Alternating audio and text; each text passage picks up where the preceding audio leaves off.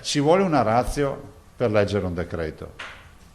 Bisogna che tutto abbia un senso, no? All'indomani del nuovo decreto del governo sulle riaperture, che ha visto l'astensione della Lega e la rovente polemica con le regioni, il presidente del Veneto torna sulle questioni oggetto della frattura. Scuole con presenza minima in classe del 70% degli studenti alle superiori e coprifuoco alle 22.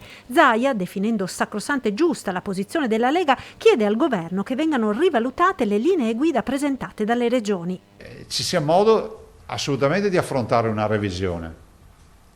Beh, insomma, un tagliando lo si può fare, no? Un tagliando potrebbe essere come si può dire, una situazione di buon senso, no?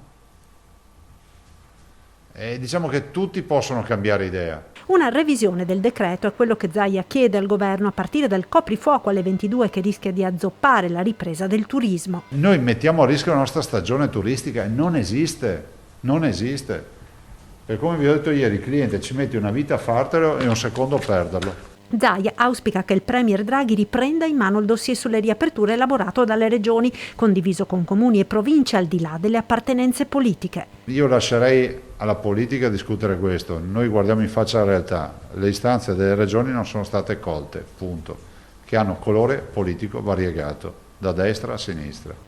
Intanto i numeri dell'epidemia in Veneto sono in miglioramento, l'indice RT è a 0,71, l'incidenza a 126,8, i tassi di occupazione negli ospedali sotto la soglia massima sia in area non critica che in terapia intensiva.